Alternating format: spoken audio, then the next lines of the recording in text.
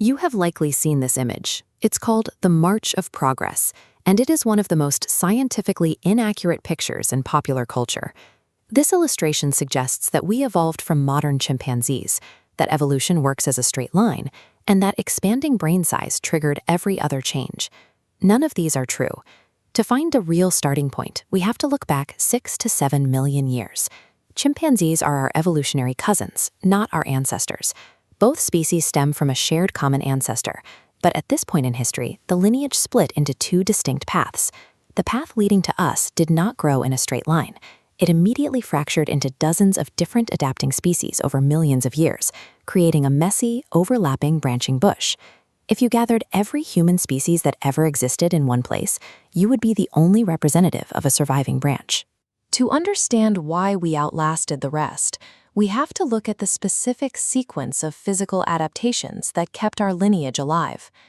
Roughly 6 to 7 million years ago, shifting climates in Africa caused dense forest canopies to recede. In their place, open grasslands began to spread. This new environment required a different survival strategy. Moving on all fours works in a forest, but in tall grass, our ancestors needed to see over the vegetation and travel long distances. The response was bipedalism, walking upright on two legs.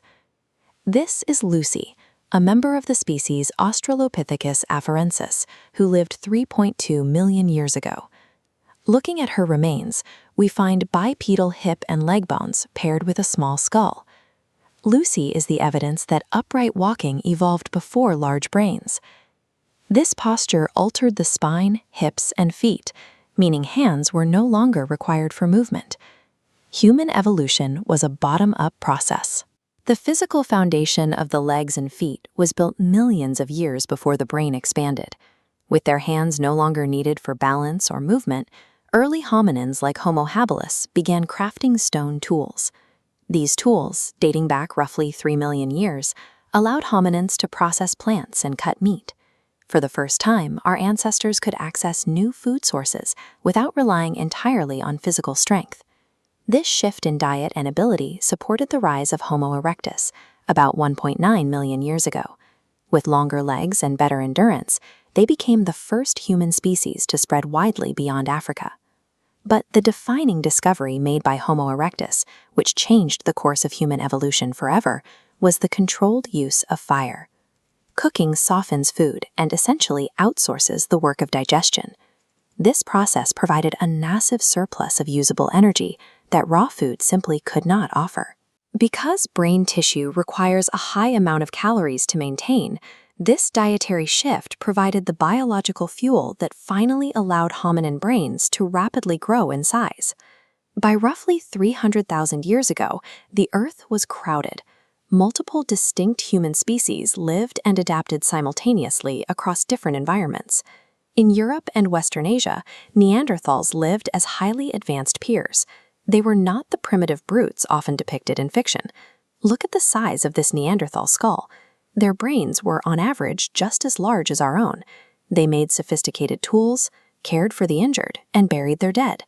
Our evolutionary tree was a thriving environment where large brains were common. This proves that intelligence or brain size alone did not guarantee long-term survival. When Homo sapiens first appeared in Africa about 300,000 years ago, they were defined by high, rounded skulls and smaller faces. If size wasn't our unique weapon against extinction, since Neanderthals matched us in volume, we have to look at the physical evidence in the shape of the skull itself. While Neanderthals had long, low skulls, Homo sapiens evolved high, rounded ones. This internal brain reorganization enabled flexible thinking and complex language. This flexibility allowed unmatched cooperation. We adopted globally, while the rest of the hominin tree went extinct. Humanity is not the result of a sudden spark of destiny.